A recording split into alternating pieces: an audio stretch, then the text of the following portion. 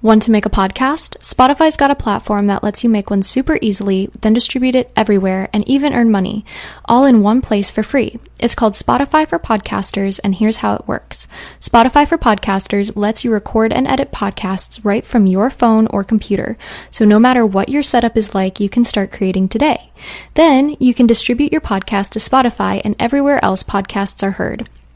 Video podcasts are also available on Spotify. With Spotify for Podcasters, you can earn money in a variety of ways, including ads and podcast subscriptions. And best of all, it's totally free with no catch. Ever since I discovered Spotify for Podcasters, I feel like I've been having a lot more connection with my listeners through the Q&As and polls. I highly recommend you give it a try. Download the Spotify for Podcasters app or go to www.spotify.com/podcasters to get started.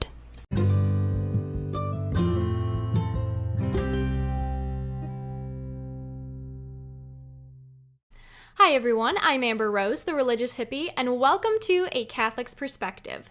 For those of you just finding this podcast, let me tell you a little about myself. I was born and raised a cradle Catholic until I fell away from the church for 8 years. I just recently came back to the church, and I could not be happier with where I am today. I am currently a junior in college, and I'm studying graphic design.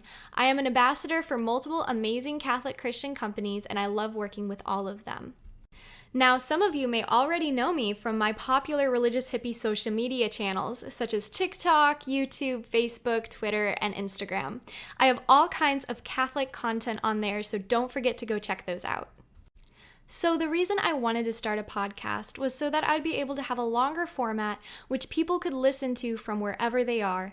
I particularly wanted to address issues that young Catholics face today in the secular world, and I want to do that by providing information along with commentary and even a little of my own opinion. I can't lie, from time to time I might be discussing very controversial issues, and some will find my opinions unappealing. But I do this out of my faith and service to God. We must keep communicating with each other, respecting each other, and put each other on the path to sainthood. I think you'll enjoy the podcasts coming up, and I thank you for being here with me.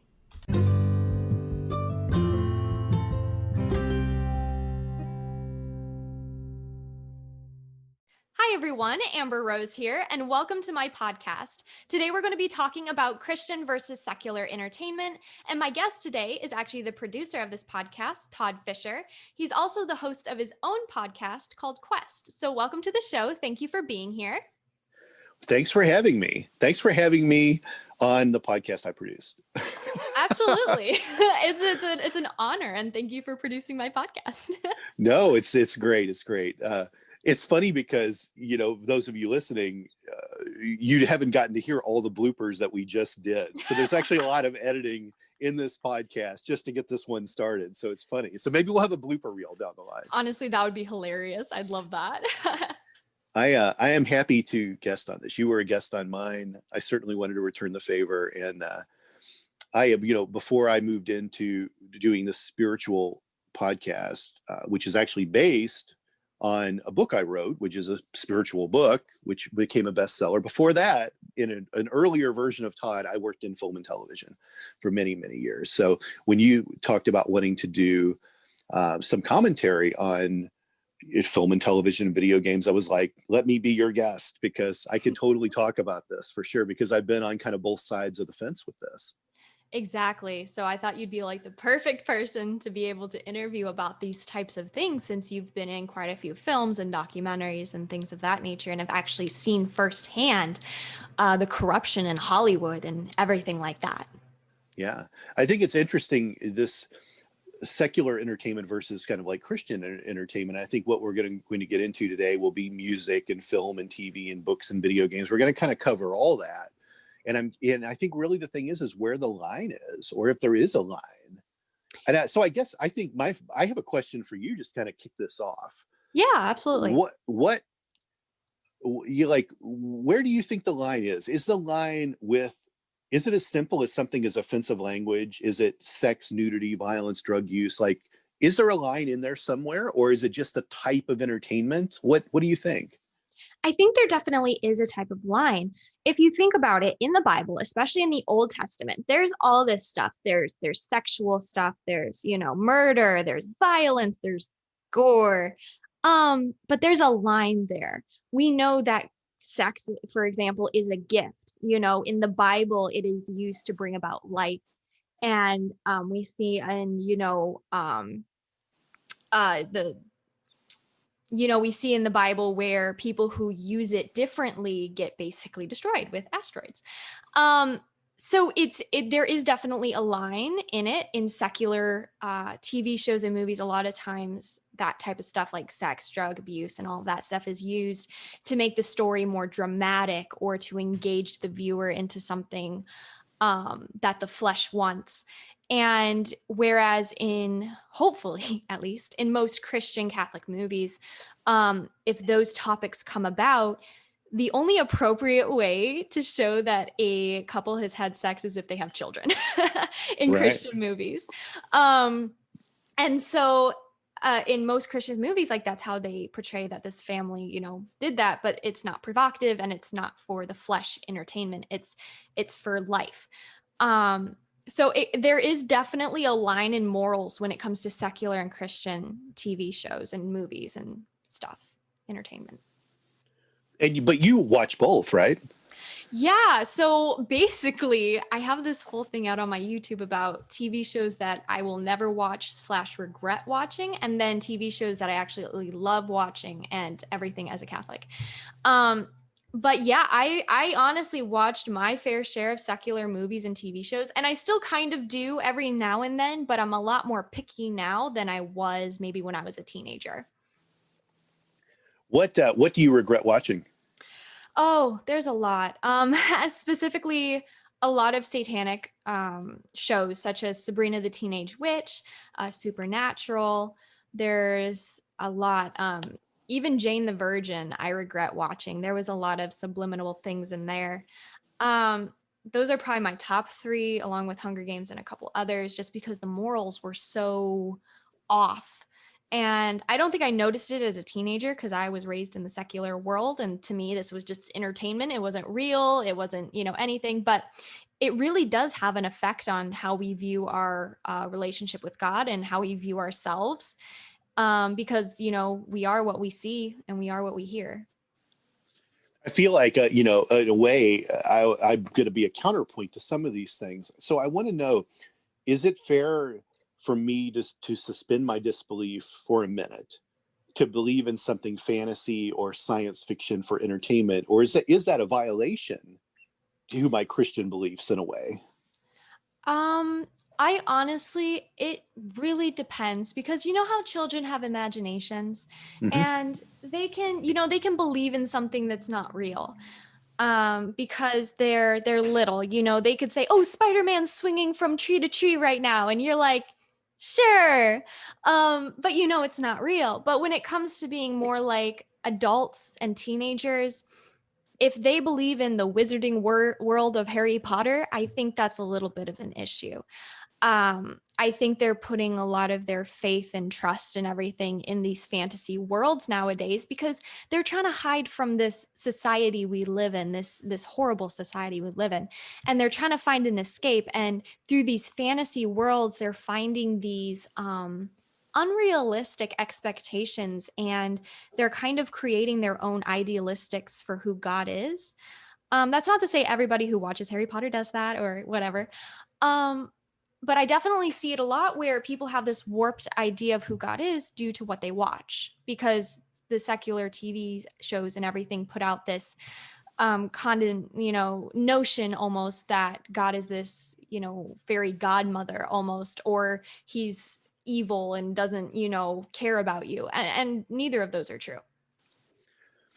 Sometimes I think, at least from my time working in the business, I think that in many ways, entertainment is a good and decent public service because people have depressing lives, bad, terrible jobs, problems at home, problems with their kids, problems in their marriage. People have issues, and sometimes they can forget about those issues by sinking themselves into their favorite album for an hour, or watching their favorite TV show, or watching something that makes them laugh, so they can forget about the debt they're in or the problems that they have. So in a way, I feel like there is some good that comes from entertainment, although the industry is very ugly and there's a lot of corruption in it and there's a lot of greed and ego-based things. I still think for the consumer, there's some good that comes out of it. But I think, and this is kind of spawning off what you just said, I don't know if reading a Harry Potter book is bad, um, because I think people can have an emotional experience, which is important. But I think when you live in that world, that's where the problem begins. Because in like I grew up with Star Wars, and there are people that are into cosplay and fandom that live out these characters and want to be Jedi Knights, which are kind of technically its own religion if you think about it. And Harry Potter deals with things that are darker in a lot of ways, and yet people want to be these characters, dress like these characters, kind of live in this world. And I think that's the hazard of it. Is it's one thing to just consume the story, to have an emotional experience and a happy ending, and then you move on with your life, versus wanting to live in that world. Does that make sense at all? Yeah, no, I totally agree. I definitely agree. I used to read so many secular books, and I still to this day am extremely attached to the characters. And it's not that I read them anymore, because they are definitely not good, but I was so emotionally attached to these amazing characters that this writer portrayed and made in her series, that I actually started having this negative connotation towards my male peers in high school, because I was like, why can't you be like live up to this expectation of this guy in this book? Or, I need to be this perfect, kick butt person, that knows karate. I wanted to be these people. I wanted to embody them because I fed off of who they were. And that wasn't healthy. I started getting into all these issues of mental health and, seeing myself differently and seeing my peers differently, because I was holding them up to basically to an unrealistic expectation when I was engulfing myself in this world. And I do believe that reading isn't bad. I absolutely love books, but we really need to be careful on how much we read into this stuff and buy into it, and how much we let it affect us. Because like you True. said, like I agree, we should definitely have these emotional connections to books and things, but at the end of the day, we need to realize that it's not real, and that reality isn't like that. And sometimes that can be a really crushing blow to some people. I think certainly with a lot of Christian families, there's kind of a sliding scale for what's acceptable. I've seen very strict Christian families that had very specific dress codes. They didn't have TVs in their homes.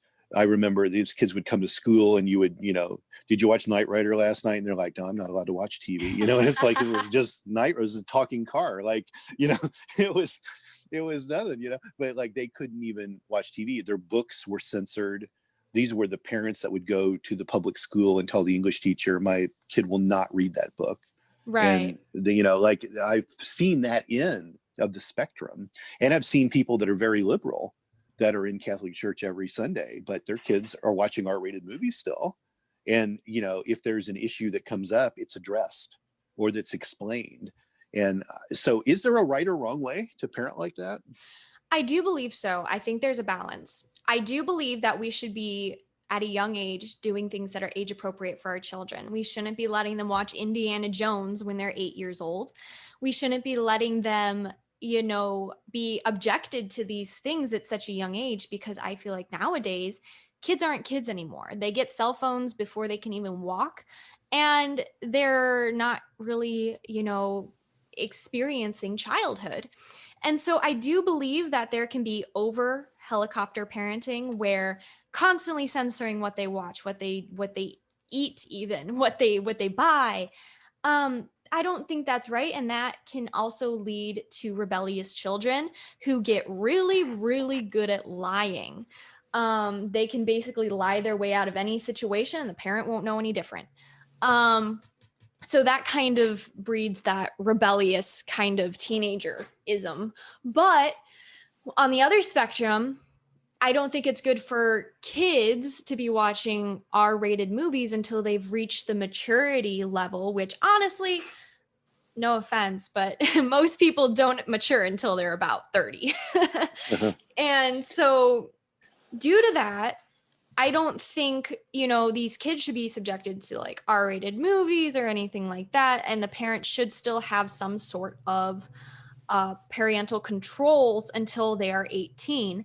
Because I think once you're 18, like obviously you are deemed an adult, but I think it's really important that we're still being shaped and, modeled with our parents. But that comes from the parents needing to do it for the good of the child and to, really make sure that they have the maturity for these things instead of just like, here, watch a rated R movie. And then the kids don't know how to process something that may have been in that movie, whether it was sexual, whether it was cursing or blood or gore.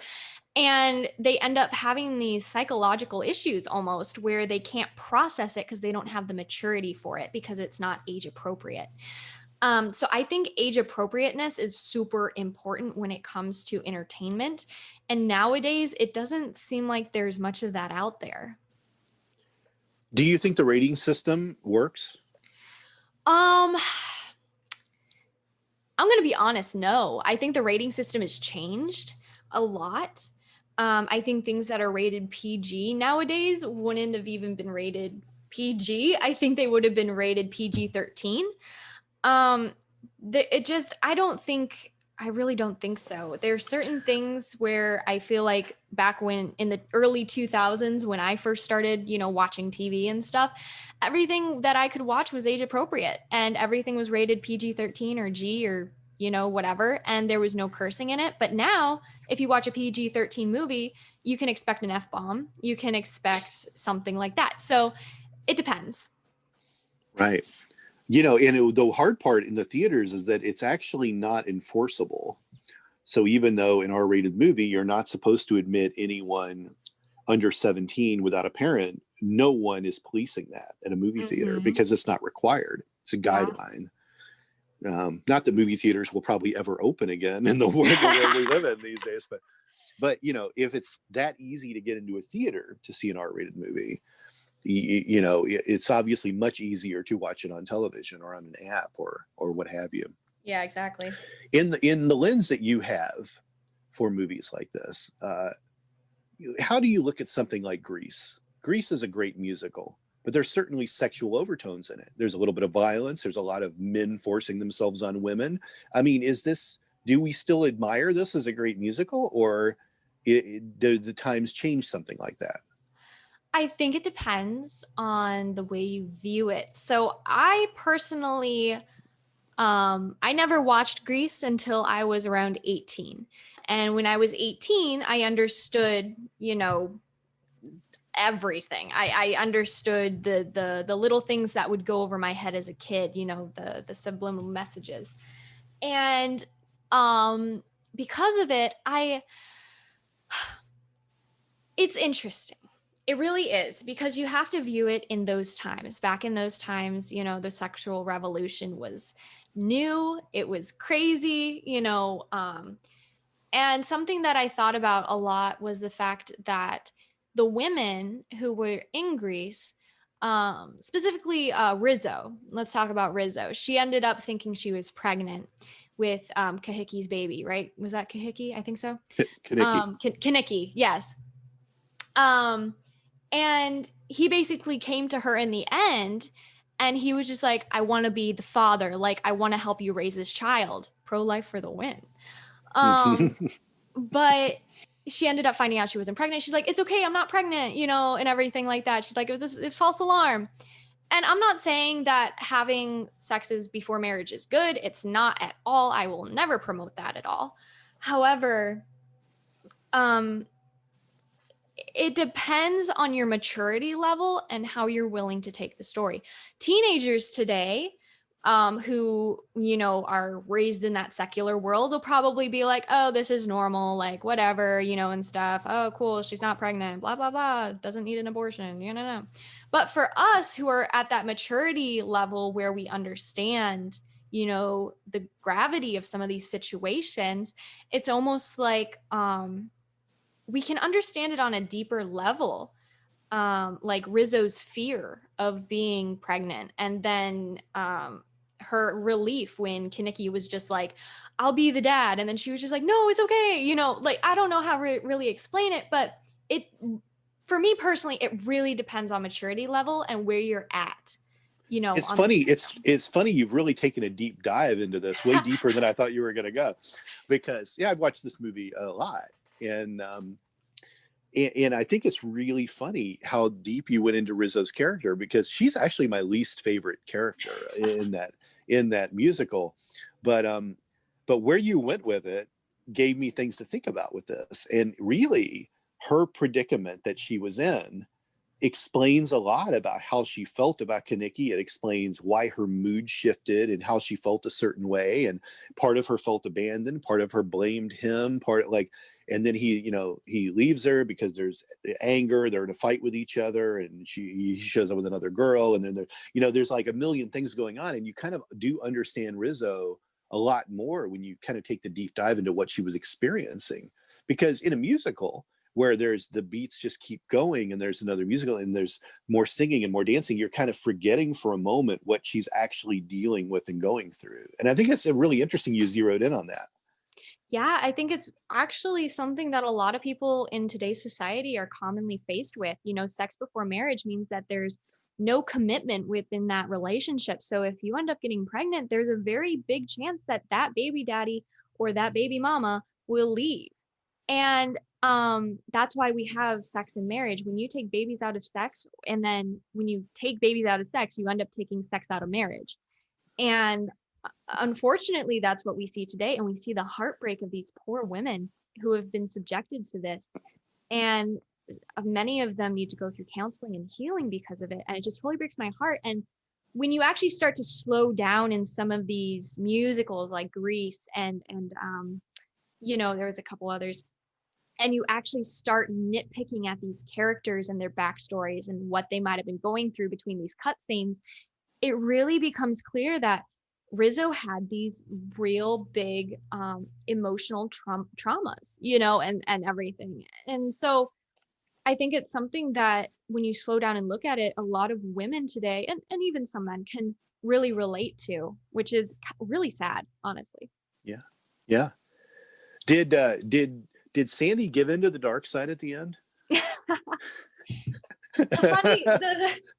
The thing about Sandy is so there is this whole theory that she was actually dead the whole time. Oh yeah, that's a great one. That's a great internet conspiracy. Yeah. Yeah, but for me specifically,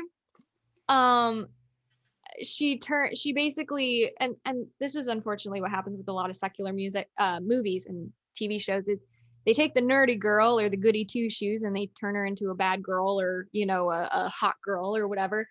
And I always hated that innuendo, because it just constantly tells you that you're not good enough, and only if you uphold this fake stature is when you're actually good enough. And I feel like, to an extent, Sandy could have found a much better man if she would have just, I don't know. The idiot football player? Come on. Yeah. No offense to Lorenzo Lamas. I actually know that actor, but you're like, know, yeah. Is that who she was going to wind up with? That guy, Maybe, but you never know. Interesting dynamic though, was, the Pink Ladies. Oh my gosh. Were really, I think to have kind of a girl gang like that, headstrong women in that era in the 50s, is really interesting to write about, because you expected, it was the women knew their place time frame and they were in the home, and to have powerful, strong, independent women like that is really a nice portrayal in a 50s story. The interesting dynamic is, the T-Birds are kind of like the bad guys. So Sandy's like this pawn. She's in between. It's the angel and the devil on the shoulder. Which Yeah. way do I go? But the funny thing is, Danny's doing the same thing. The angel and the devil's on his shoulder, and he becomes what she wants, and goes out and lives a clean life, and he quits smoking, and he runs track, and he wants to do this for this girl that he really likes, and then she does the same thing. So it's a really interesting kind of juxtaposition that happens there. Oh, absolutely. But let me ask you about Christmas movies. How do you think the secular world portrays Christmas? I think a lot of people have taken the Christ out of Christmas.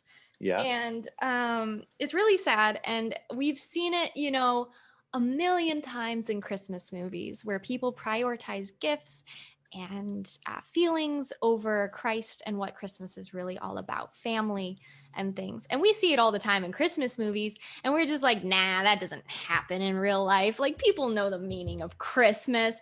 No, people really don't. And it's really sad. A lot of times in Christmas entertainment, we get, very interesting movies such as Elf. I'm not trying to bash the movie, but it was interesting to say the least. And then we have those classics, like Home Alone. We have the classics like Charlie Brown. Oh, Charlie Brown's my favorite. But when it comes to, Christmas and stuff like that, I really do believe that a lot of times people forget, especially in such an atheistic social, or not socialist, but like society, I guess we live in atheistic society. People are afraid of offending people with their religion, which I think is so dumb.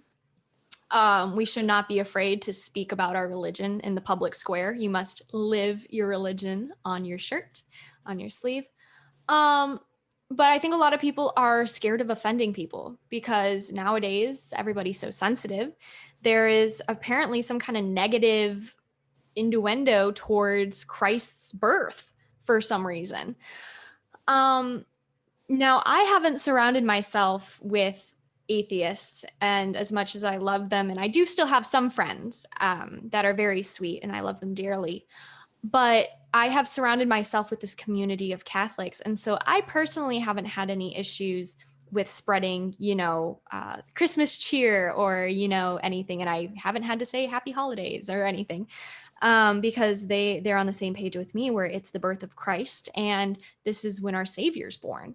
But when it comes to people trying to warp that, I think a lot of times people view Christmas and basically any holiday as a price tag. They're like, oh, this is when we can have sales. This is when we can get this done. Think about Thanksgiving and then the day after we have Black Friday. Like the day after we are thankful for everything, we are trampling each other to get stuff. Right. So it's like I see these sales and everything and stuff, and all I can think of is that these people are just looking to make a paycheck off of Christ's birthday or off of this and that. And obviously, we buy presents for each other and stuff, but there's a difference between us buying gifts for those who are closest to us and people actually trying to make money by I don't know, does that make sense? Yeah, it does. Okay, cool. It does. It's a Hallmark holiday in a lot of ways. Right. You hear that term a lot, the Hallmark holiday, and in Easter is probably just as bad in terms of how Easter is portrayed in the secular world. Why is it? I always wondered this myself. Now, I've known people that have worked in Christian film as actors and on the crew end and things like that. I can't say that I'm too well versed in any kind of Christian entertainment, except for maybe the rare occasion that I might, catch something on cable that would be, it would be interesting. I also kind of for a little while got into kind of what Mel Gibson's world was, which is his movies, because they were always controversial. I wanted to see things like that. Right. But but other than that, like, I don't really know a lot of those films, but I do know that there seems to be something missing in Christian entertainment that makes them incredibly boring to me. I don't know. I don't know what it is about Christian music and Christian films. There's just something amiss that just doesn't make them seem polished enough. And I can't put my finger on it. I don't know if it's subpar acting, or the directors aren't good, or the cinematography isn't quite on a Hollywood level. I don't know if there's something missing there. Like, they're well made, they're well put together, but there's still something missing. And Right. it's not heroin use or something like that. Like, there's still something missing even from a good family film. And I does that make sense? Yeah, I think honestly today we're so used to, having constant drama or constant plot twists or something. And Christian movies tend to be more I mean, excluding the Passion of Christ, of course, tend to be more mundane. I actually just recently watched yesterday the Song of Bernadette. I don't know if you've ever seen that. I haven't, no. Okay. It's amazing movie. It was made in the 1940s. And it's about Our Lady of Lourdes and Saint Bernadette and France and during that time. And I was completely intrigued by this movie. I was wrapped up in the whole story, the characters, the drama, the way that the actors portrayed everything. Like, it was so good. Um, but today Christian films, I have yet to watch, the new Fatima movie that was just released, and Love and Mercy, which was released in Poland in 2019. That was based on Saint Faustina. But most Christian films today that I've seen, they're following a secular script. Interesting. Yeah, and it's very different from like the Song of Bernadette or the Miracle of Our Lady of Fatima, these 1940 movies that were Catholic and that were not afraid to show the true story, no matter how cringeworthy it was. Like, what some of these, not cringeworthy, but what some of these people had to go through. Sometimes I just cringed on the inside, like, why are these people so cruel? And then, the saints' reactions to them with kindness and everything. And I'm just like, wow, like, but I think a lot of Christian films today follow a more secular script. Like, for example, The Prodigal Son, or not The Prodigal Son, is it God's Not Dead? There was a couple of them. And basically I watched this one, and this wife and husband get into a car wreck, and she basically goes through their whole life because he's on life support, and she thinks back to when they were teens and they started dating. He was in the military. Her dad was also in the military. He didn't approve of her boyfriend. And she ends up having to take him off life support because he can't, survive anymore.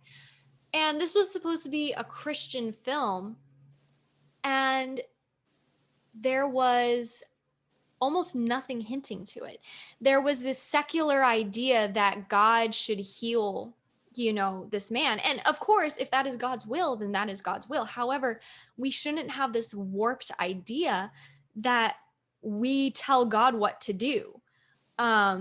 If it's God's plan or if it's not, it's still for the better. And in these movies, I noticed that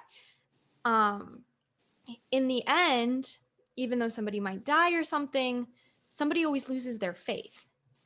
And it's kind of disheartening to me. And these are like Protestant Christian films, not Catholic Christian films. And it's very disheartening to me to see these movies that are coming out where I mean, there are definitely a few other movies that came out that are very good, that I've heard are very good, and I'm interested in watching. I haven't seen yet, but from what I've seen, a lot of these Christian movies tend to portray God as a fairy godmother, as somebody who should just work the miracles, even though they haven't done absolutely anything to deserve of it. but then the whole thing also where they don't really take into account, you know, like early church history and things like that. I never see that in a lot of early Christian movies nowadays.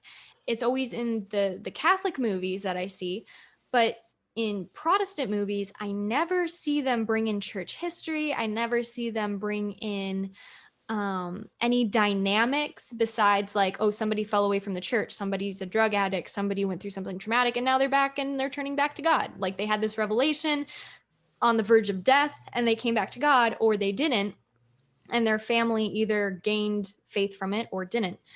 Um, Overall, it's just, I noticed there was a huge difference in the 1940s Song of Bernadette and, the 2004, Passion of Christ and Mel Gibson, even though it's still a very good movie, rated R, very gory, or other Christian movies. There's definitely a difference. I want to ask you about that, The Passion of the Christ. Do you like that movie? I couldn't watch it. Was it too violent for you? Yeah. I think and this was a kind of a topic I wanted to steer into myself, but I think that changed my way of thinking about how a Christian film could be made, and to see the violence perpetrated in that film, may have been historically a pretty accurate portrayal. Exactly. And I think that people need to see that. You can't sugarcoat these events. Oh, absolutely. I was about to say the same thing. The crucifixion is a brutal thing. Oh, it's awful. I learned about it in my biblical worldview class and like the actual stuff that happens. People don't understand a lot of what happens, why organized religion kind of functions the way it does, and why why events are portrayed in real life every year, because you want to instill that in people's memory. You want to remind people of it.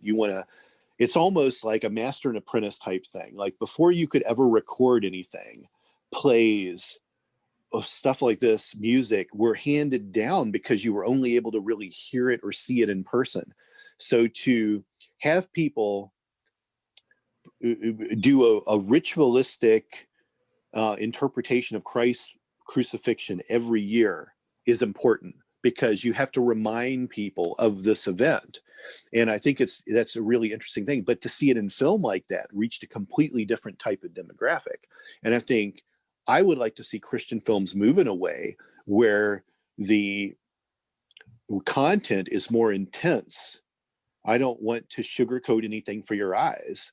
I don't think there's a problem.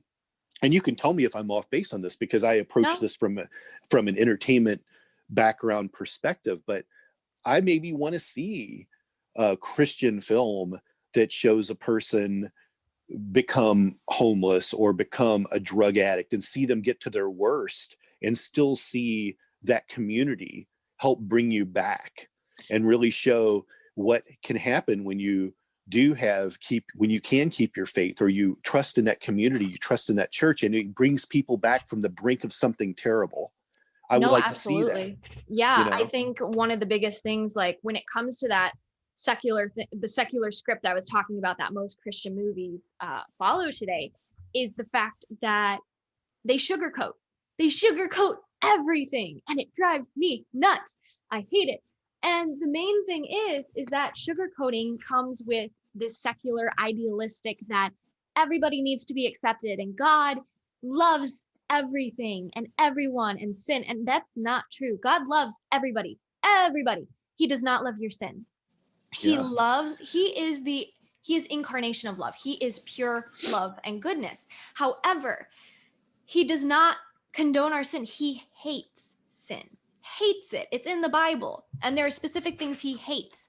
And so when they sugarcoat it, they're just like, oh, it's okay. Like, you can sin and then repent later, or, you need to repent, but take your time.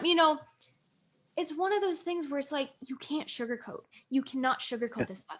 It is so important, because I'm constantly seeing that everywhere in the secular Christian TV shows. They're just like, oh, God loves you, kumbaya and stuff. And I'm like, yes, he does. But you have to make that decision to turn towards God and turn away from your sin, because he is a loving father, but he is a just father, and nothing unclean will enter heaven.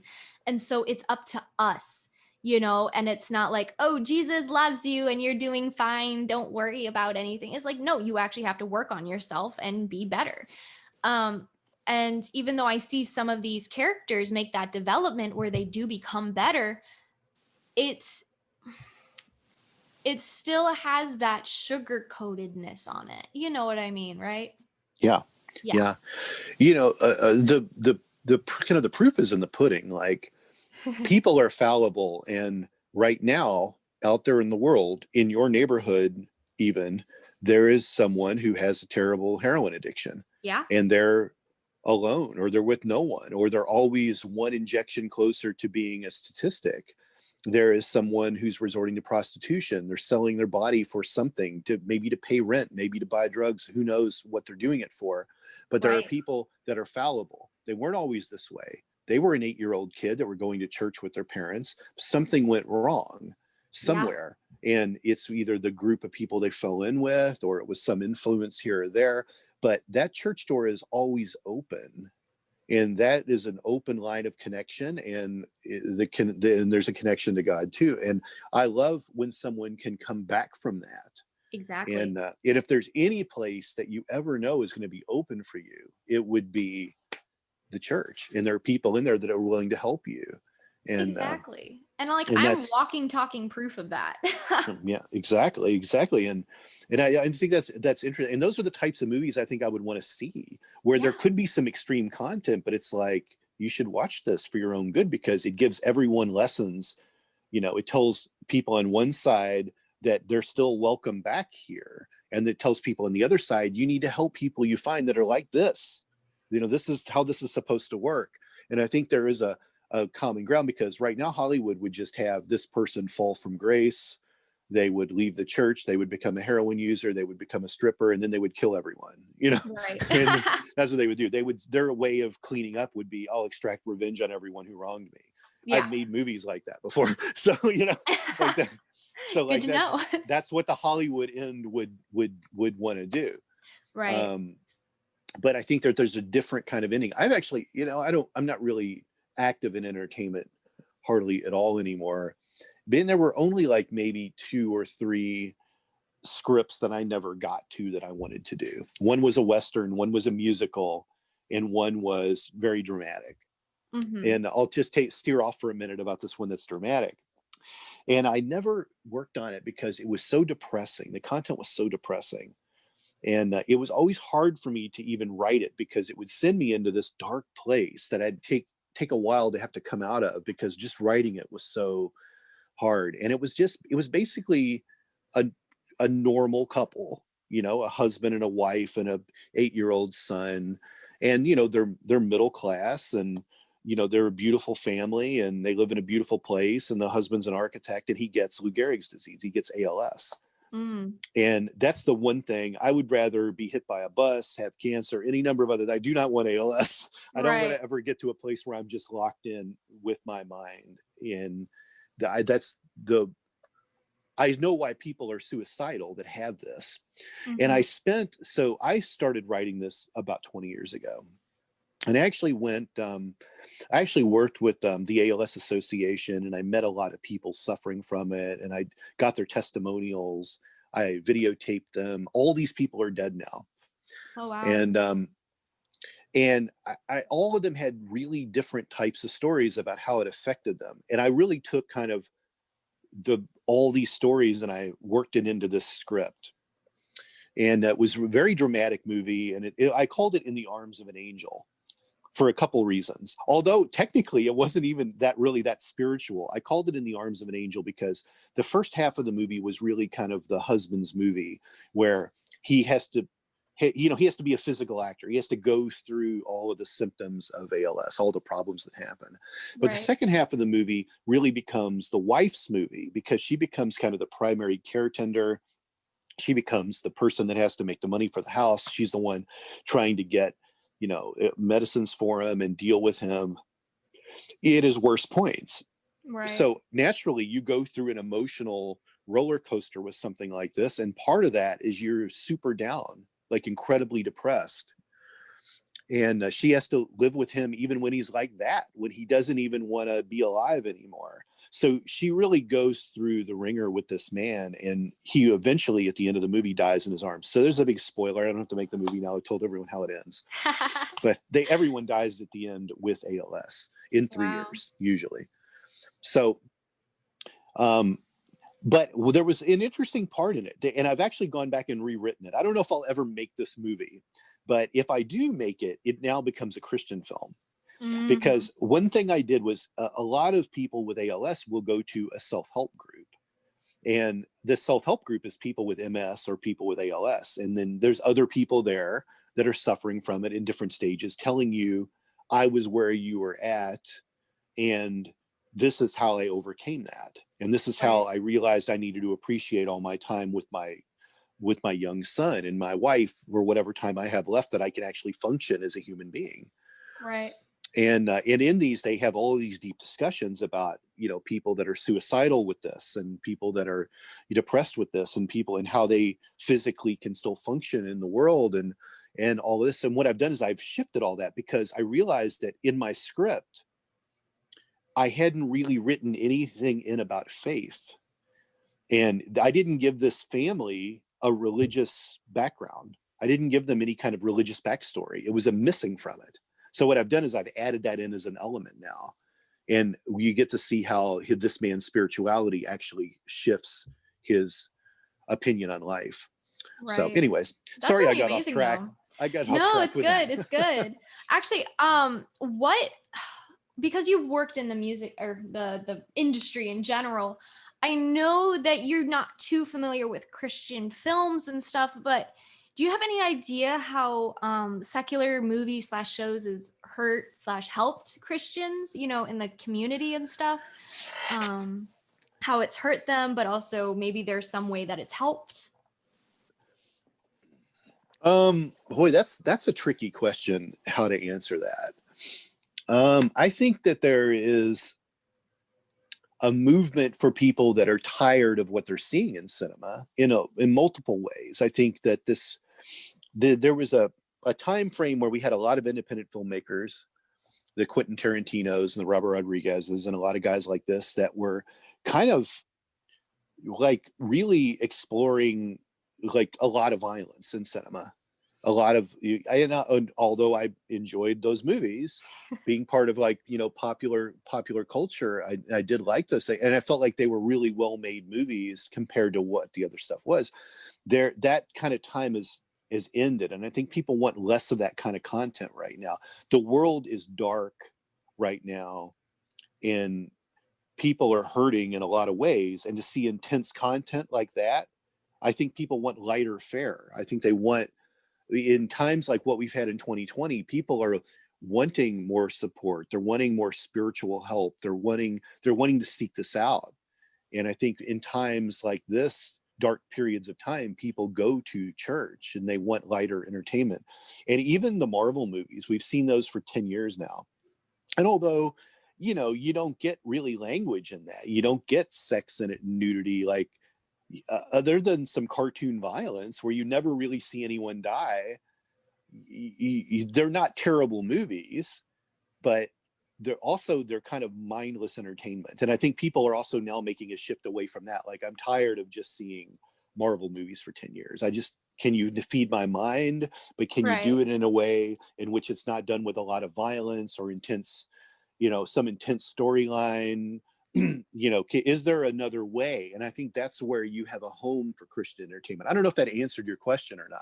No, yeah, definitely. I mean, it makes sense. I mean, what's been like your experience working with these secular type of movies, with the people that you work with and things of that nature? Oh, they're all terrible. Well, yeah, it's an ugly, dirty business. It is. And you have people on the crew side and on the kind of the public face of it that are just not that great of people. I mean, you know, they're in service to their ego more than anything. You won't find an actor out there in Hollywood today who's like, I'm doing this for the people. No, they're doing it for their checkbook. They're doing it for their nice homes. They're doing it so they can have nice cars. All of them are. That's Right. what they're in it for. There's not one that's out there going, yeah, I'm doing this for you guys. I'm making $14 million for a movie for you guys. I'm doing all this for you all. I give back. They're not.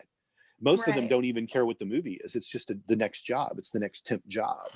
So, you know, already you're kind of, you're seeding kind of the deadly sins here in a way. and and when you get that, and when you get some level of success, you're in service to your ego like that, what is that going to build? What kind of person is that going to build? What's going to take root there? That things are in excess, that you have power, you have money, you can get anything you want. The bad things come from this. And Right. and you know, I think that those are the real problems, is that you don't see people really turning it around. Like once a year, you'll see celebrities go to the soup kitchen at Christmas and they're doing their public service, you know, because Right. that's part of a PR thing for them. They don't really care about serving food to the homeless. They're doing it because it looks good on TV, you know. No, yeah, for And sure. and that's the thing. And I've met nice people, and I've met people that have given back, and I actually know a significant amount of people that are religious in Hollywood, but it's rare. And celebrities don't like to wear their religion on their sleeve, and Catholics particularly. Right. Right. and uh, and that's the thing, is like it's hard to find the openly religious stars out there. Like obviously Mel Gibson, he wears it on his sleeve. You know, he has one of the nicest Catholic churches in Southern California, and he does the Latin Mass that you really like. I know you like that, and Oh, yes. but it's a private church. It's not technically open to the public. They, you know, he has select people that come to it, and you have to, like, you could come to it, but you have to get on a list, and they have to check you out, and they don't, you know, they don't want cameras up there, and like they kind of have their own thing going on. Wow. uh but then there's, like, you know, Mario Lopez, who was in Saved by the Bell. That guy, he's Catholic. He talks about it. You know, Alexa Vega and her husband and the whole Vega family that were kind of in Spy Kids and all that stuff. Like, she's always pro-Catholic in her stance and everything she talks about. Like, I see a lot of you in her, because when she gets on Instagram Live and starts talking, you know, she'll talk for an hour on pro-life, and you know how she feels, you know, how she hasn't gotten jobs because she talks about being a Catholic on her Instagram. And it's like, I don't understand Yeah, how I mean, this. I was okay. I was a nerd for Spy Kids growing up. Like, I absolutely loved Carmen, like, you know, Alexa Vega's character and Junie and stuff. I was a nerd for Spy Kids. Yeah, and that's her thing. You know, her and her husband, they've done a lot, and they're always vocal about, you know, how good religion is for them and their family, and why other people should get involved. And for a while, she had a clothing company where she was putting out, you know, Christian attire for people. She just started a podcast on her own that is very Catholic based, which is pretty good. I think they have one or two episodes out at this point whenever your podcast airs. Very cool. Um, so yeah, so they're doing their thing, but again, you know, it's not like the biggest star in the world right now is talking about it, you know. And Right. that's the problem, is it's like, well, you know, Robert Pattinson's going to be Batman, but I don't know what religion he is, and he doesn't talk about it. Maybe he's not religious, maybe he's atheist, but is it his duty to talk about it? I don't know. I think uh we talked about that a little bit, about how these actors almost can't afford to talk about their views and stances because they need like that clean slate in order to actually get casted for stuff or to even get these jobs. And we already seen, like you said, with Alexa Vega, people who actually do speak out about their views tend to be silenced by these big brand companies who get most of their money from these, you know, anti-Christian, you know, abortion clinic type, you know, funding. So, or they send their funding towards it. for a long time, entertainment was run by the Jewish, and Oh, that shift happened a lot, um, in the last 20 years to where New York-based entertainment is still very Jewish-run entertainment. Right. But in LA, it's about 50-50, maybe 70-30, where the Church of Scientology actually has more control in entertainment now than the Jews do. Wow. And yeah, there was it was interesting. They were always kind of the guy behind the guy. In fact, if you look at any movie produced in a 30-year time frame, from the late 60s, early 70s, all the way through into the 2000s, it's always a Jewish producer. And if you That's really think cool. about some of the top directors of that day, like the Spielbergs, on the Right. crew side, there was a very Jewish into the business, where the actors weren't necessarily Jewish. On the crew and the executive side was all very Jewish. And now the Scientologists have kind of worked themselves into Hollywood to control a lot of the strings that happen there, but that hasn't happened in New York as much. So it's interesting dynamic, the control that the Jews have had in the business. And you had to think about that also from a propaganda perspective. When you're at the top of Universal Studios or Paramount or Sony, well, not at Sony, but in other American-rooted companies, when you have a Jewish-led company, what is the spin going to be on your entertainment? Right. They may not necessarily be making pro-Jewish stuff, but they can definitely make stuff that's not Christian. Right. And their influence can be felt all the way down to the script and to the casting. Is if a Jewish executive has a choice to say, oh, well, hey, there's a Catholic church that's shown in this script, in this story, they can say, yeah, let's remove that. Now it's just a self-help group. Yeah, I mean, I see that all the time. And I can't help but think about, all these child actors that have been exposed to stuff like this. Do you have like any experience with child actors and how Hollywood has kind of corrupted them, or maybe even helped them to be better and they've seen their own worth and decided to get out? Or what is your experience with that? I worked on a few things that had young actors. I worked on Saved by the Bell. Okay. And a lot of those actors were high school aged at that time. Them. And I worked on Beverly Hills 90210. Same thing. You had high school age or young adult, because I came on at the end of the high school years and the beginning of the college years is when I came on that show. Right. And I worked on Home Alone 2 with Macaulay Culkin, who was the $14 million kid when he was 12. Richie. So, but I don't know a lot of those actors personally. Like, I knew Luke Perry really well.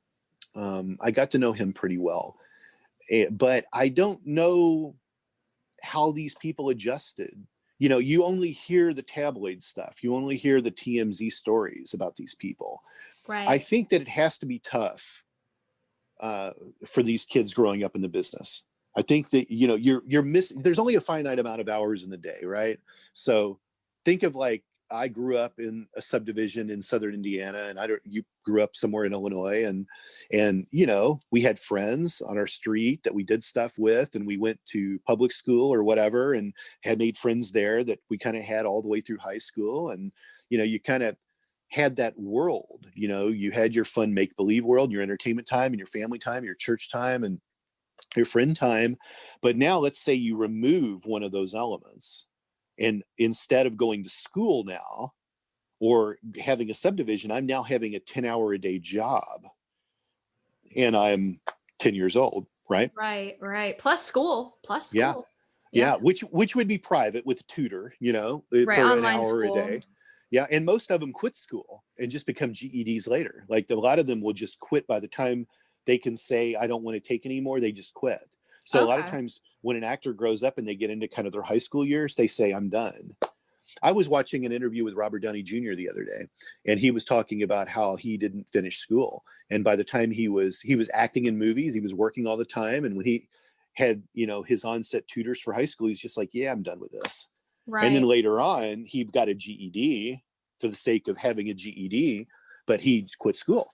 Now, what drove Robert Downey Jr. into his problems, right? This is Robert Downey Jr. is awesomely popular right now because who doesn't like Iron Man, right? Right. But if you want to watch his best work, you got to go back to movies like Less Than Zero back in 1987 or 88, whenever that came out. You got to look at Chaplin. This work that he did was incredible. Like, you really watch this guy. He's an incredible actor when you watch these movies. He also was at the height of his drug use. And it's funny because now he makes more money than ever playing Iron Man, barely having to act. But his best work was back at his worst time. Like, people don't realize that Robert Downey Jr. went to prison. He was a felon. He couldn't vote. Like, people worship this man today. And that's really interesting dynamic because he's proof that you could come back from the darkest place and make this big comeback. And he's grateful about it and he's humble about it. And you know what he never talks about? I know he's a spiritual man, but he never really talks about his religion. He never really talks about the source of his spirituality. But whatever he did completely fixed himself because he's been able to be clean and sober, employable again. Eventually, they expunged his record. The governor of California took away his felonies and expunged that because he became a good and decent member of society. So he is but for a while, people thought he would be a casualty. I worked on a movie, I can't say this actor's name, but I worked on a movie called Broken Arrow. So you could probably find this actor if you look at IMDb, but I'm not going to say who it is. But one of the male actors, one of the leads in this movie, we didn't know from day to day whether we would go to his trailer and he would be dead because he had such a terrible drug problem. Watching the movie, you'd never know. But every day we thought, this is the day we're going to go and we're going to find this guy dead in his trailer. Right. And he still works today, not as often, but he does still work. And that's the thing is, like, some people escape this and they become bigger than ever. Some people become casualties. Hollywood's a rough business because you never really know what the catalyst to your destruction will be. What took Robert Downey Jr. off the path? Did he just meet the wrong guy one day? Was he preparing, like Less Than Zero in that movie? He had to, it's hard to watch Less Than Zero knowing how Robert Downey Jr. is today because you see him do really despicable stuff. It's actually, the movie might have more impact today than it's ever had because Robert Downey Jr. is a terrible drug user. There's graphic portrayals of his drug use. There's the things he does to get drugs. He kind of becomes a male prostitute in a way. He has a nude scene in the movie. Like, you're like, this is Iron Man. Holy moly. Like, it's hard to see. It's really hard to see. And even if you can get past all the 80s hairstyles and the clothing, it's intense to see it. It's very powerful, especially knowing, like, back then you didn't really know Robert Downey Jr. So it was believable because you didn't have anything to compare him to. You didn't have a lot of work. Now you see him as this mega superstar and it's like, whoa, and it also is intense. I don't know if that makes sense or not, but no, it does. And do you think, in a sense, Hollywood contributes to this drug issue that we're always seeing in the world? I know that most people who are addicted to drugs aren't celebrities or anything, but do you think it contributes to it?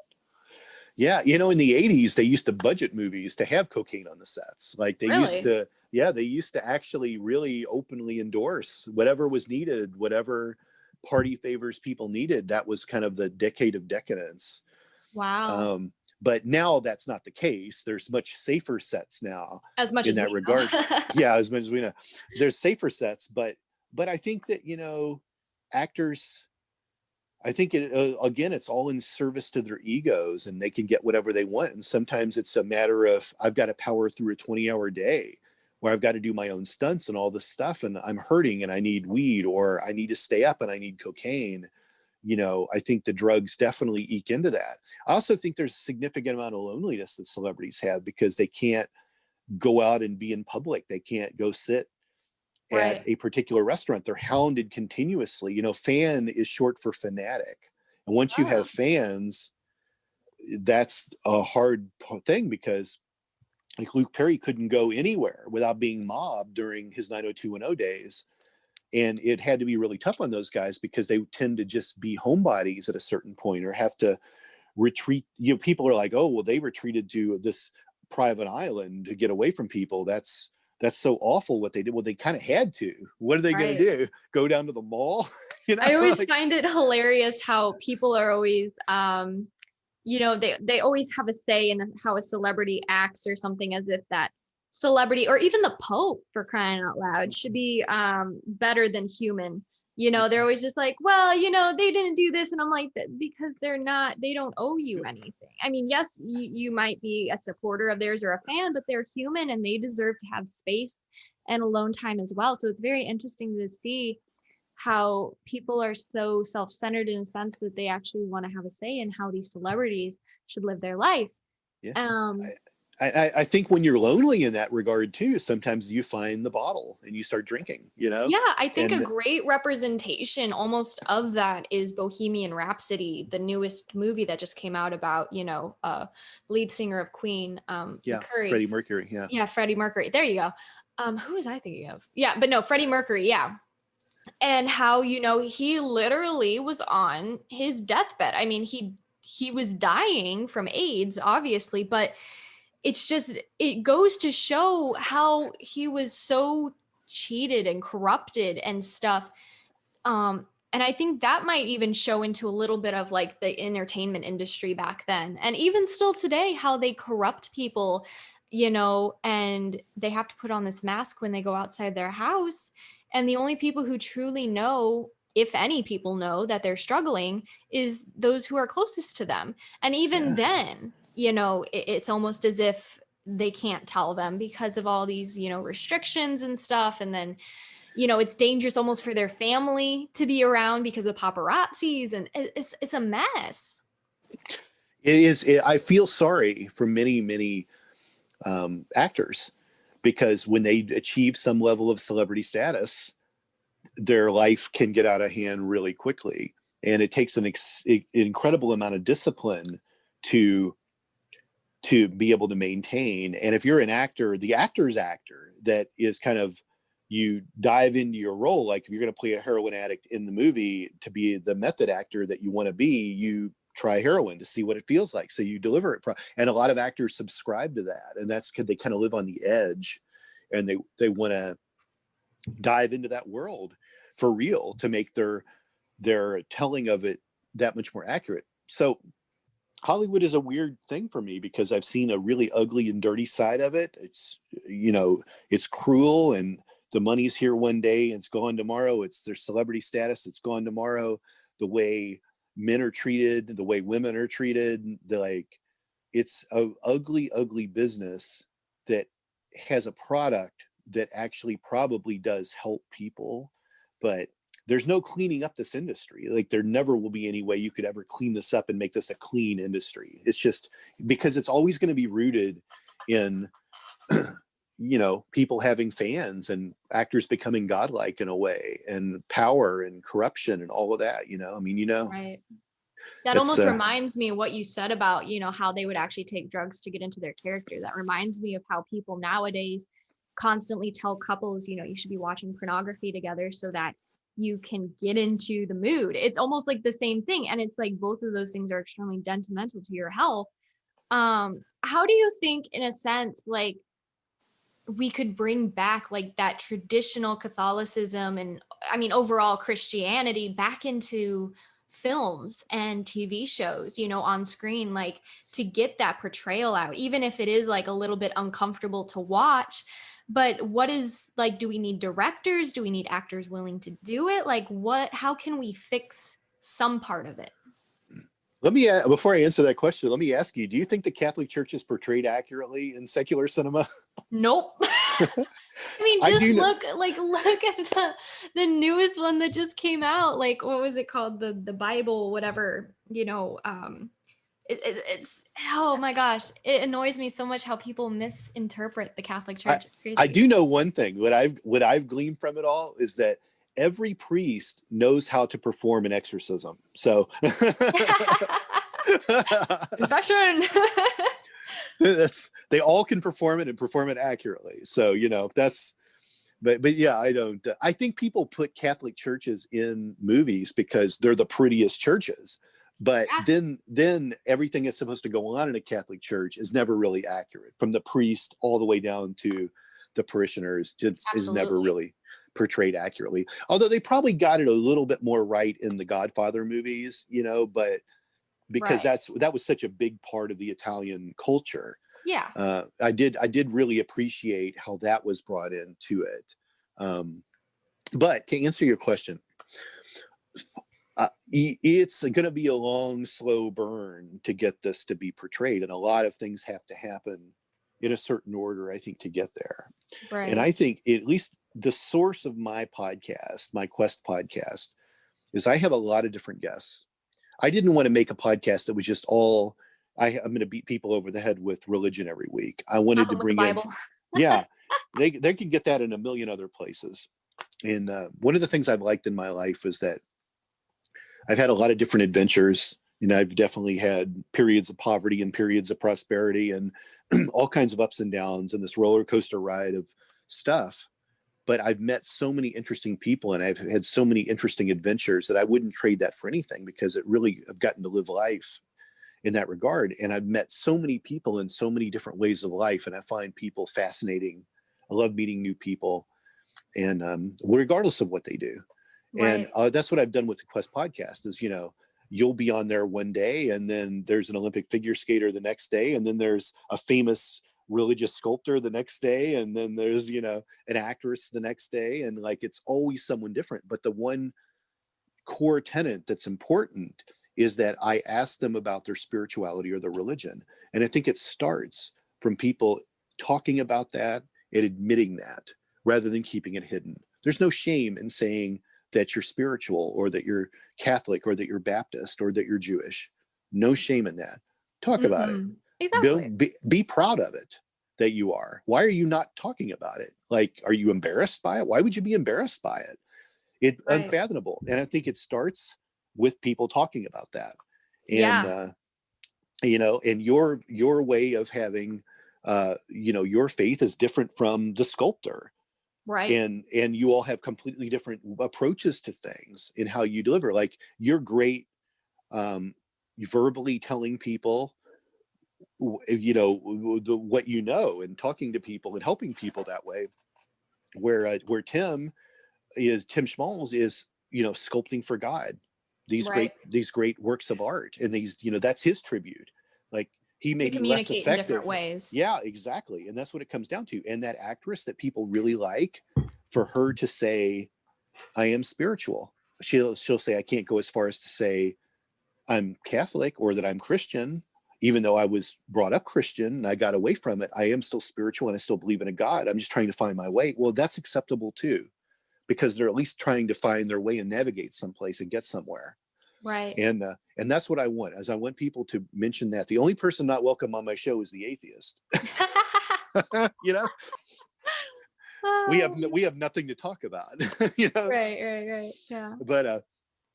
But I think that's how it starts. And then maybe you get celebrities that become more open about it. Then maybe you get script writers that start to change their dynamic of stuff. And generationally, kids rebel against their parents in a lot of ways. And where people might get away from religion, the next generation, their kids will. So if you raise your kids without any spirituality, one day they're going to start to question what it is, and they're going to find it on their own. Mm-hmm. Or I if think you we're seeing raise that your a lot today. yeah, or if you raise your kids, slapping them with a ruler, you're in church every day of the week, buddy. What's the first thing they're going to do when they get out on their own? They're never going to church again. So there's, there are these, particular barriers that I think generationally we always hit. And I think you get swings one way or another. And, and hopefully we can get, secular entertainment to start to kind of bridge that gap, and Christian entertainment to maybe go the other way a little bit more for the sake of educating people better. I know we're kind of running long on time here. We probably have to wrap up soon, but I will mention one other thing I wanted to say. And I think it's interesting because it's this division between the two is like a sliding scale. Mm-hmm. Marijuana is legal in a lot of places now. Right. So I should overlook this in films, right? Like, I have to accept it in a film because it's legal, right? Even though a family might say no alcohol, no drugs in this household. No one smokes, nothing, even though it's legal. Some people will squirm seeing that portrayed in film, whether it's Christian entertainment or secular entertainment. But that's versus kind of the depiction of heroin use, which is absolutely illegal. So you might have a problem with marijuana use, you might have a problem with heroin use, but everyone's going to have kind of a sliding scale on what they feel is worse. And it's the same with nudity. Like, if some people think a body is artistically beautiful, and what's wrong with that nudity? God created these beautiful bodies. What's wrong with nudity, really? We've seen works of art that are nude and sculptures that are nude. What's wrong with the nude human form? Is it just nudity in the sake of sexual content that's bad? Some people are going to see this in all different ways. Right. And I'm just wondering if these things can be used as a tool to deliver a great message in a Christian film. And that's where I'm curious, Yeah, definitely. Same. I mean, it's an interesting thing to, explore, because again, it all boils down to maturity levels of the audience, who the movie is going to be portrayed to, and who you're targeting as the audience. Because again, a movie that is extremely hard to watch, it might be difficult to get people to watch it. Other people might be hungry for that deep, dramatic type of movie. And I think a lot of people today are just hungry for, truth and for justice. I honestly think that's what they're hungry for. Yeah. It's you mentioned something before, and you talked about young people seeking out confession. Yes. And I think that's really interesting that you said that, because I think right now there's kind of this anti-psychology movement that's happening, especially this year. A lot of people have seeked out therapists more than ever before. And whenever I have a psychologist on my podcast, I always talk about whether going to a priest or having a confession, or just generally having your own prayers or your own communication with God individually, whether that can take the place of going to a psychologist. And I always get a lot of interesting mixed interest back on that when I ask that question, because some people say, oh, that's not an excuse for going to a real doctor, and then some people say, no, as long as you can communicate it and get it out of your body, what's ailing you, then you're doing a service to yourself. So I think that's really interesting. And I think Christian entertainment could take on a similar slant by discussing issues that are difficult. Like you said, it's always like that. It's that happy, perfect family there, but can we make it an imperfect family so that it's more reflective of what's going on in the world and how it's fixed? Yeah, absolutely. And I think when it comes down to it, it's like the sacraments are so important in our Catholic faith. And, confession in general is like a mini exorcism. It's amazing for overcoming those temptations and stuff. But when it comes to the psychological issues such as guilt, depression, anxiety, and things like that, it definitely does not hurt to go to a professional, potentially, hopefully a Catholic professional who can point you spiritually in the right direction. Right. But it does not hurt to get that professional help. And I feel like a lot of people believe that, in a sense, which this is true, obviously, we should be, offering everything up to God, which is absolutely true. We should be. However, it does not hurt at all to get help for maybe a mental disorder that you are truly struggling with. Yeah. We kind of like had a conversation about, what fiction in a way. And I think that there's a lot of Christian entertainment that is kind of the world of fiction, because I know too many people that this is not their life. And although that is a lot of people's lives, Christian entertainment should be fair in not showing everything in a bubble. And I think that's the problem.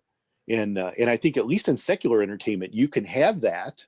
You can show a perfect family in secular entertainment. It happens all the time. Mm-hmm. But they also show all the abnormalities of people too, and the dysfunctions of people and the problems that people have. Christian entertainment tends to just stick with one view, and that's where they stay. And I feel like Christian entertainment could be more effective if they really dove into the problems that real people have, because then what a great way. I mean, entertainment is advertising. That's what it is. Right. That's what it's there for, and in Christian entertainment, you're doing it to get people to the church and to remember to go to church and what the church can be used for. It is propaganda. Mhm. But why not really reach more people with what you can do with that? And I think that's what Mel Gibson touched on with The Passion of the Christ. And it certainly got a lot of attention, and it actually did take people to church. It actually had people steer away from being Jewish because of the movie. There was a lot of transitions that happened as a result of that film. And it came Right. out, you probably aren't old enough to really remember kind of all the the No, stuff that I was happened 5. after that. Yeah. But all the stuff that happened after that, there were a lot of people that questioned their faiths after Mm. that. There was a huge transition of people that wanted to just give up their Jewish way of life because of it. And there were people that that flocked to the Catholic Church because of it. I And remember specifically they talked about a miracle in a sense that happened when they were doing the crucifixion scene, and the actor, he's slipping my name right now, but the actor who was portraying Jesus when he was up on the cross actually got struck by lightning, yeah, and there was this glow around him, and I believe he was dead for like a couple minutes and he was brought back. I don't know about that specifically, but I know he was struck by lightning and there was this miraculous glow around him, the director said, and to them it was just God's sign of saying, like, I am here, this is what my son went through, like, kind of thing.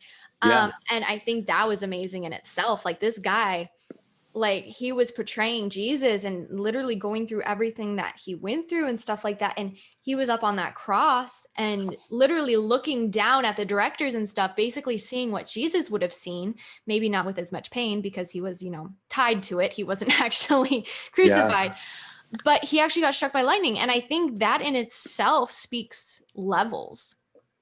Yeah, there were a lot of paranormal type incidences that happened during the making of that movie, and Yeah. I think a lot of people were on edge in a way because you're making a movie with this kind of content. It's like making a horror film in the Amityville house where murders Mm, happened. Like there's already going to be like a weird creep factor to it, and they had the same issue with making an overtly religious film like that. That there were a lot of weird, strange occurrences and right. signs are everywhere that you're doing right or you're doing wrong.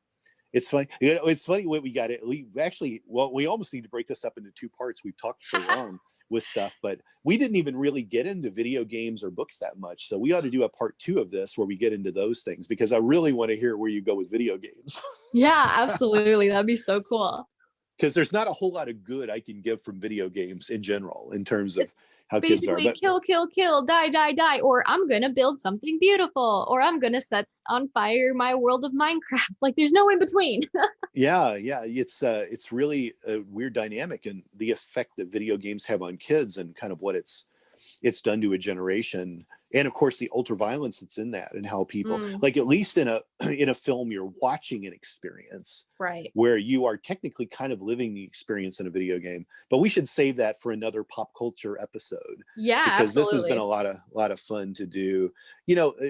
This, we kind of come from two different sides of the coin here, and there's no real right or wrong with these things. It's probably really all just a sliding scale, and we couldn't really, for the sake of art and the freedom of expression in general, we can't really say let's end all secular cinema and it's only going to be Christian entertainment, Well, that's like the thing. that's It's like not everything that's secular is bad. yeah. It's more like you it just have to be careful. it becomes, this stuff is really kind of an art, and it's art in a lot of different ways, from the cinematography of it to the acting in it to the writing of it, which would have been the same as a play hundreds of years ago. And I think all these things are art, and art is from God, and it's just an interesting perspective to think about all this. I also wouldn't want to remove Christian entertainment, and I also think of, we're lucky to be in America, where we can have the freedom to say the things that we want, even if it makes someone's blood boil.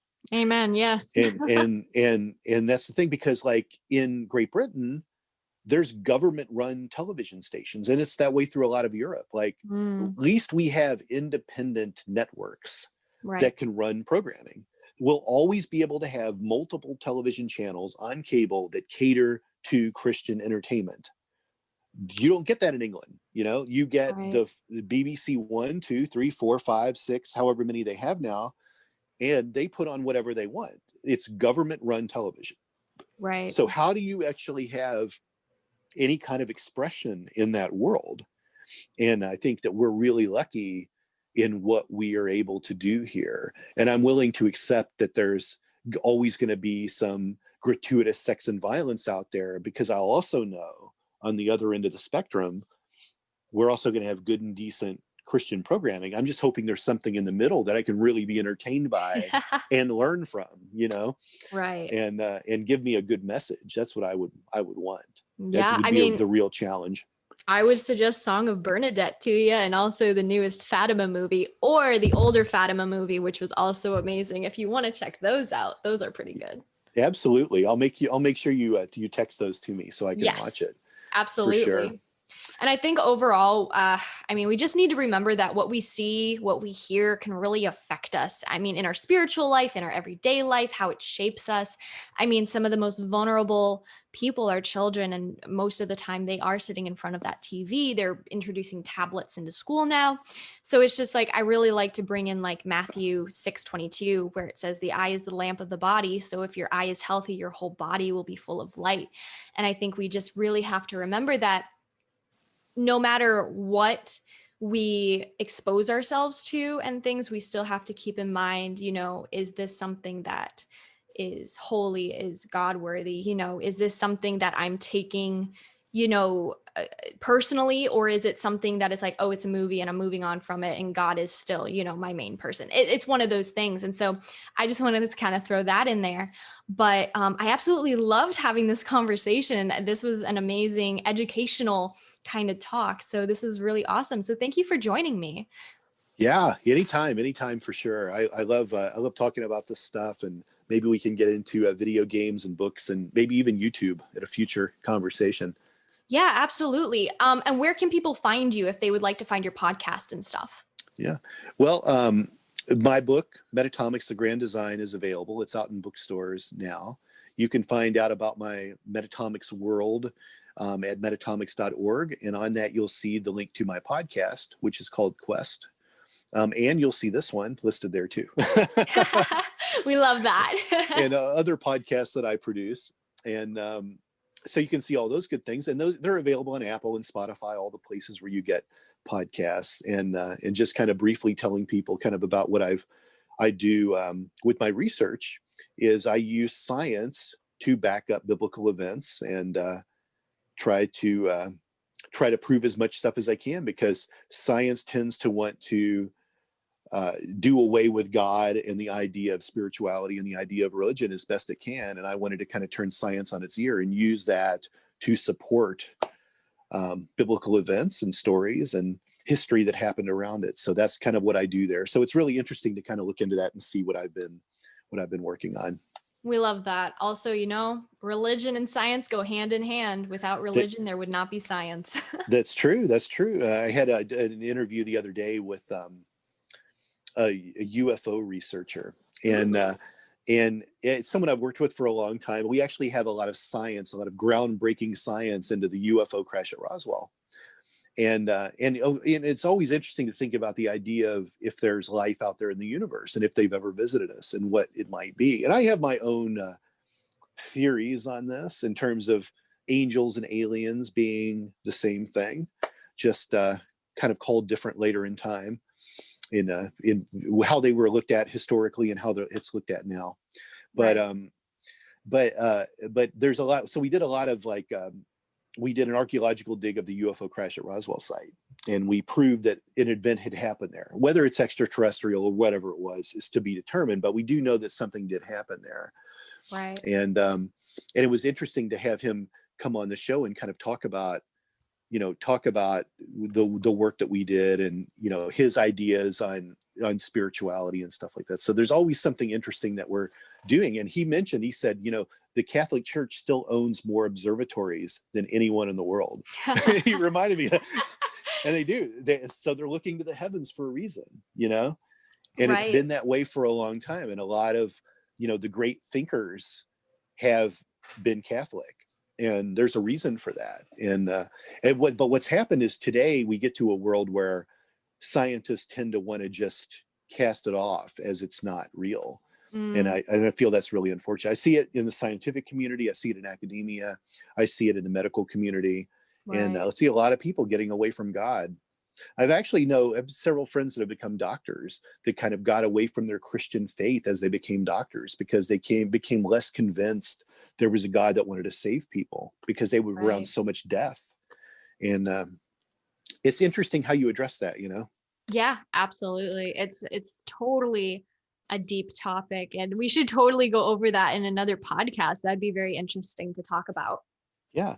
And the science that I bring into it are things like, the flood narrative, lots of Old Testament stuff that I'm supporting through science. And we have an expedition in the near future to look for Sodom and Gomorrah. And because that's never really been accurately found. And we believe we might actually have the location for that. And we're going to do an expedition to a place that no one's ever really went to look at before. And what people don't get is like, if you took religion out of the picture, these were still cities on a map, and they were huge cities. They were important cities, and they vanished seemingly overnight from, wrath of God type stuff. And the thing is that they did exist. But why can't we find them? Cities that were this big, like, why can we not find remains of them? And we think we have the location of it now. And the reason why is, God doesn't want you to remember or know where that stuff is, but there's a fact-based culture right now that they need to have a little bit of fact to go with their faith. They can't be faith over fact all the time. I know that's kind of anti of what your philosophy is, but it's just my contribution to it to add a little bit more to it. No, yeah, I appreciate the outlook too, because we always need extra perspectives as well. But yeah, I mean, that's definitely an interesting topic, and I'm sure everyone would love to hear more about that in an up and coming episode where we can talk about stuff like that, because that sounds really exciting. Well, this was fun. I hope everyone likes it. Yeah, absolutely. So thank you for joining me. And of course, as Todd said, you can find him on his Spotify and things like that, and his other and his book and everything. But other than that, I think I'm going to wrap it up here. So thank you so much for being here with me and, all my viewers, and we really appreciate it. Yeah. Thanks for listening, everyone. Yeah, thank you. And I will see you guys in the next podcast. Bye. Take care. Bye-bye.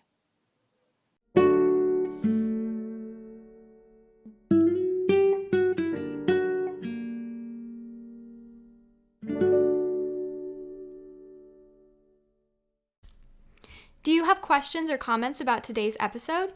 Email me at thereligioushippie@gmail.com or leave a voice message at anchor.fm/thereligioushippie. I'd love to hear your thoughts. Thanks for listening.